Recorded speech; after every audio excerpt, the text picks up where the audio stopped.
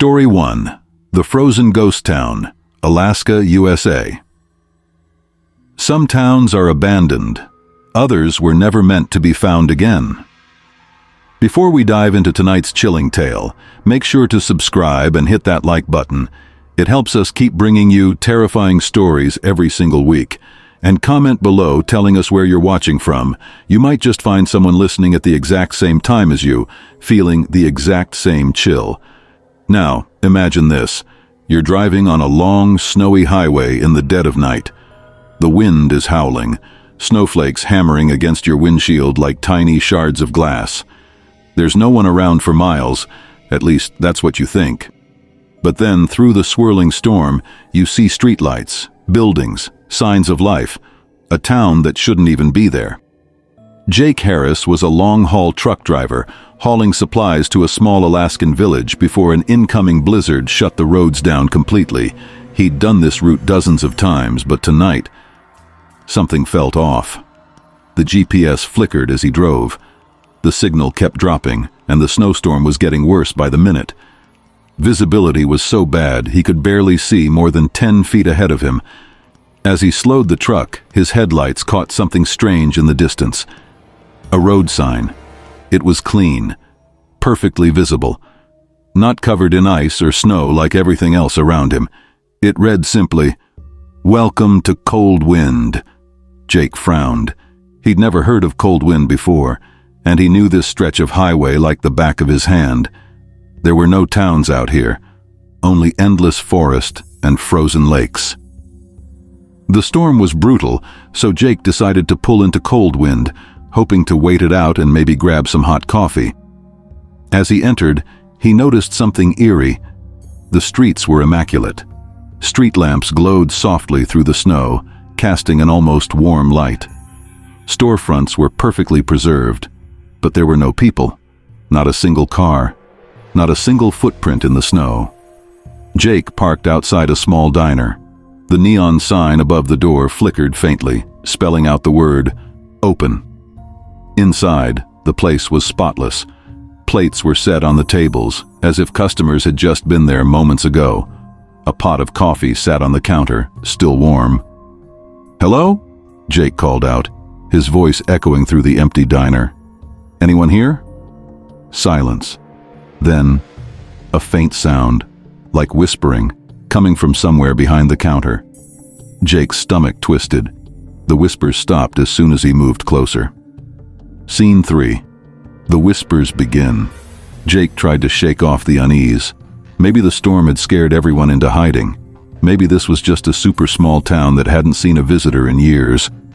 He poured himself a cup of coffee and sat down, trying to calm his nerves. But then, he saw something that made his blood run cold. On the wall behind the counter, there was a framed photograph of the town. It showed the main street, the very same street Jake had just driven down. Only, the photograph was dated 1943, and standing in the photo, right next to the diner, was a man wearing a truck driver's jacket. The man looked exactly like Jake. Jake's hands trembled as he backed away from the photo. That's when the whispering returned. Louder this time. It seemed to be coming from every direction, seeping through the walls like the cold itself. "Stay with us. Don't leave." The lights in the diner flickered. The temperature plummeted. Frost crept across the windows, forming jagged patterns that looked like claw marks. Jake bolted out the door, sprinting back to his truck. But the moment he stepped outside, the town looked different. The perfect streets were now ruined, buried under decades of decay. Buildings sagged and collapsed, their windows shattered, street lamps were bent and rusted, and everywhere in the snow there were footprints, hundreds of them circling the truck, but not a single person in sight. As Jake scrambled into the cab and started the engine, his CB radio crackled to life. Static hissed through the speakers, followed by a voice. "You shouldn't have come here, Jake." Jake froze. The voice on the radio was his own. Panic surged through him as he floored the gas pedal. The truck roared forward, tires spinning on the icy road. In his mirrors, Jake saw shadows moving between the buildings.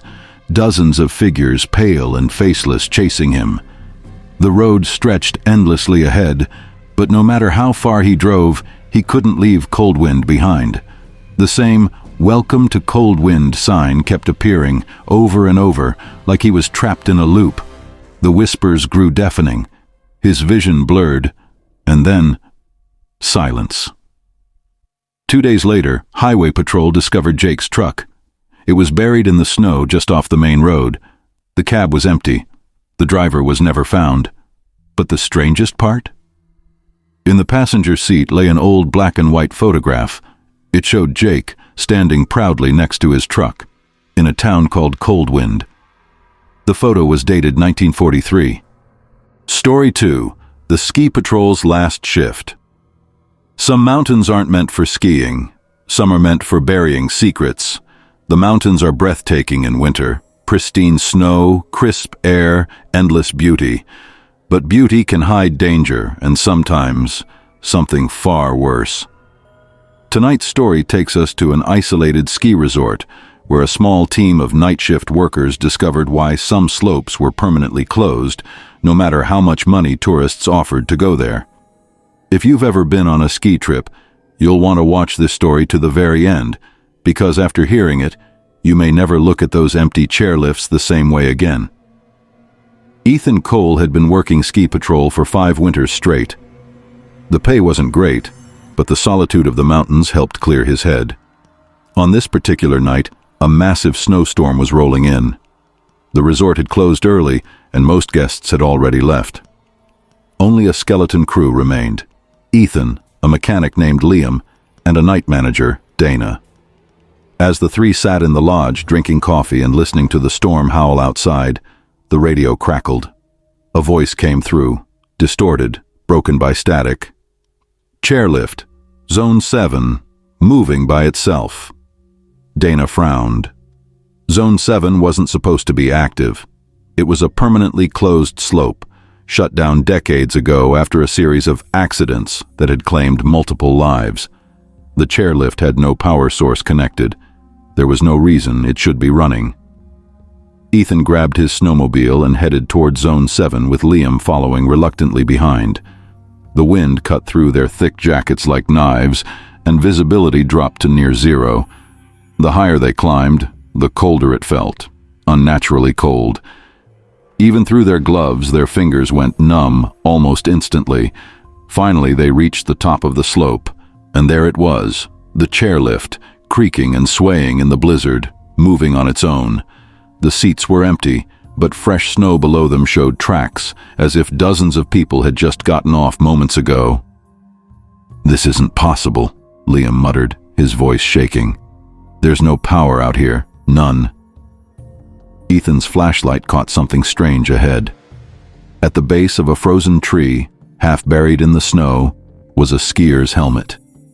Inside it was a human skull, its jaw locked open in a silent scream. Suddenly, a sound cut through the storm. Laughter. High-pitched, echoing, coming from somewhere deep in the forest. Ethan and Liam spun around, flashlights scanning the trees. Figures darted between the trunks, pale shapes that disappeared the second the light touched them.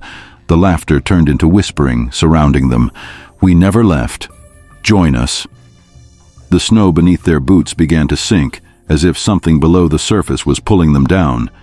Liam screamed, falling waist-deep into the freezing powder. Hands, rotting, skeletal hands, burst through the snow, clawing at his legs. Ethan grabbed him and yanked with all his strength, barely managing to pull him free. The two men ran for the snowmobile, hearts pounding, but when they reached it, it was gone. Only a trail of deep drag marks remained, leading toward the dark forest. They had no choice but to trek back on foot. When they finally reached the lodge, Dana was waiting by the window, pale and trembling. Before Ethan could speak, Dana whispered, "I saw them, outside, watching me." Ethan demanded answers. What was going on? Dana hesitated, then revealed the truth. Years ago, Zone 7 was the resort's most popular slope. But one winter, a group of tourists went missing during a storm. When search and rescue teams finally found them, they were frozen solid, standing upright in the snow. Their faces were contorted in terror, as if they'd been alive when the frost claimed them. The resort covered it up, blaming avalanches and equipment failure, but the staff always knew something in that mountain wanted more souls, and it didn't like being left alone. As Dana finished speaking, the lodge lights flickered. The front door slammed open, letting in a blast of icy wind. Snow swirled into the room, forming vague human shapes. Whispers filled the air. Ethan shouted for everyone to run. They bolted for the basement, hoping to hide until morning. But when Ethan turned back to check on Dana, she was gone. In her place stood a perfect ice sculpture, her frozen body, eyes wide in terror. The whispers grew louder. The basement door rattled violently as pale, frost-bitten hands pounded from the other side. Liam sobbed, clutching a broken chair as a weapon. Ethan stared at the door, knowing it wouldn't hold. The next morning, rescue teams arrived. They found the lodge empty. The only sign of life was the chairlift at Zone 7, still running, even though the power had been cut hours before. As the team watched, the lift slowed to a stop. On the last chair, swaying gently in the cold wind, sat Ethan's parka, and beneath it, a freshly frozen human skull, its jaw open in a silent scream. Story 3. Voices Under the Snow. I never used to be afraid of snow. Growing up in the Midwest, winters were just part of life. The crunch of boots on ice, the sting of cold air in your lungs, the way the world went quiet when a storm buried everything in white. It used to feel peaceful to me, safe even. But now when it snows too hard, when the world turns white and the wind howls across the windows, I can't relax. I sit up all night listening, waiting, because I know what's out there. I know what hides under the snow, and I can still hear their voices. This happened 3 winters ago. I was driving up into the mountains, heading for a job site. The forecast had called for light snow, nothing serious. But somewhere past midnight the weather turned. The flakes grew heavier, thicker, until the road was swallowed whole. My headlights showed nothing but white. The storm came down so fast it felt alive, like it had been waiting for me. The truck lost traction twice before I admitted I wasn't going to make it to town. I needed to pull over, find shelter, or I'd end up a frozen corpse behind the wheel. That's when I saw the cabin. It was barely visible through the storm, just a faint glow off the road. A squat wooden building, half buried already in drifts, with a chimney puffing weak smoke into the night. A miracle. I wrestled the wheel, praying the tires wouldn't give out, and pulled into the narrow path that led up to it. By the time I reached the porch, I could barely feel my fingers. The snow lashed sideways, cutting into my face like shards of glass. I banged on the door, desperate. It opened almost immediately. A woman stood there, pale, thin, her hair tied back. She smiled like she'd been expecting me. "You'd better come in before you freeze to death." Inside was warm, too warm, almost. A fire roared in the hearth, filling the single room with orange light. I stripped off my gloves, shaking, and only then noticed I wasn't alone. There were others, 4 of them, sitting scattered across the room. An older man hunched near the fire, a pair of siblings maybe, whispering together on a couch, and a younger guy staring at the window like he couldn't look away from the storm. "Travelers," the woman explained. "The road shuts down during storms like this. Happens more often than you'd think. You're safe here." Safe. That word stuck in my head. I wanted to believe it. For a while I did. The first hours passed in uneasy comfort. I thawed out by the fire, sipping at tea the woman gave me. The others spoke quietly, voices half lost in the crackle of flames. Nobody asked too many questions. Where we came from, where we were headed. It was like we all silently agreed those details didn't matter. All that mattered was waiting out the storm. But sometime past midnight I woke in my chair. The fire had burned low. The cabin was silent, except for the storm raging outside. I shifted, bones aching, and that's when I heard it. A voice, faint, muffled, coming from beneath the floor. I froze, listening. It was too soft to make out words, just a wet, whispering cadence, like someone pressed their mouth against the wood and murmured secrets directly into it. I looked around. The others were asleep, slumped in their chairs. No one else seemed to hear it. The whispering grew louder. Another voice joined it, then another, until it wasn't just one, but a chorus, all whispering at once in some language that didn't belong to this world.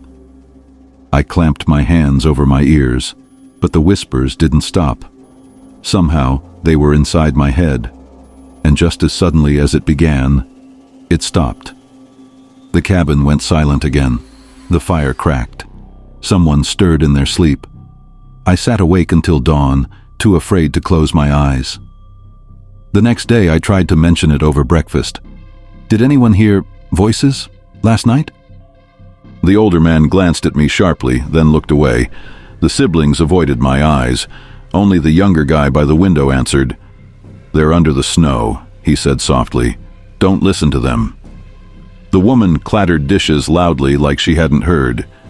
Conversation died after that. I wanted to press, to demand answers, but something in their expressions told me not to. It was like everyone here knew something I didn't, and none of them wanted to talk about it. That evening, the storm grew even worse. The windows shook in their frames, snow piling high against the glass. We were buried deep, sealed in. The fire burned, shadows stretching long across the walls, and then the scratching began. At first I thought it was tree branches against the siding, but the sound was too deliberate, long, slow scrapes against the wood, from below.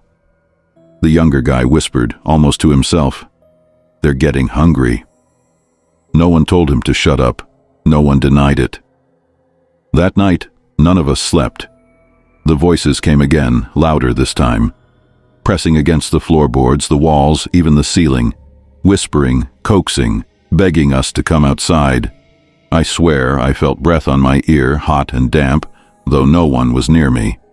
At some point, the older man broke. He shouted, covering his ears, then bolted for the door. Before anyone could stop him, he flung it open and disappeared into the whiteout. The wind roared in, snow whipped across the floor, and through the screaming storm, I heard it, his voice joining the whispers, screaming at first, then whispering, blending into their chorus. The woman slammed the door shut. None of us spoke. By morning, his chair by the fire sat empty. Nobody asked where he went. Nobody had to. I'm not sure how long we were trapped there. Days blurred together. We barely spoke. We barely ate. The storm never let up. The whispers, though, they never stopped. Sometimes they mimicked voices we knew. Sometimes they laughed. Once I swear I heard my mother's voice calling my name from under the snow. The siblings stopped talking to each other. They just sat, staring at the floor, lips moving silently, like they were repeating the whispers. One night, I woke to find the younger guy standing at the window, palms pressed against the glass. His breath fogged the pain. "They're waiting for us," he murmured. His eyes were wide, unblinking. I dragged him back, shaking him, but he just smiled. "You can't fight the storm. It's theirs." The next morning, he was gone. No one saw him leave. His footprints didn't even mark the snow outside. Only his voice remained, whispering with the rest. The final night, everything collapsed. The fire died without warning, plunging the cabin into freezing dark. The whispers swelled, a deafening chorus from all sides. The walls groaned, wood splintering, as if the storm itself pressed inward. The siblings began to laugh, high, broken giggles that turned into sobs. They clawed at their ears, shrieking that it was too loud, too loud. Then they ran, hand in hand, straight into the snow. The door slammed behind them. I didn't follow. I couldn't. I curled against the wall, shivering, as the cabin trembled. The woman, the one who'd first welcomed me in, knelt by the dead hearth. Her voice was calm, almost tender. "It always takes them in the end. The snow doesn't let anyone leave." Then she looked at me. Her eyes were empty, black pits. "You should listen. They've been calling your name." That's when the floor split open. Snow and ice poured upward through the cracks, writhing like living things. Pale arms reached from beneath, too long, too thin, fingers clawing at the wood, faces pressed against the floorboards from below, their mouths stretched wide, whispering, begging. I ran. I don't remember how I got out. One moment I was in that collapsing cabin, the next I was stumbling through the storm, half blind, half frozen. I ran until I couldn't run anymore, until the world faded.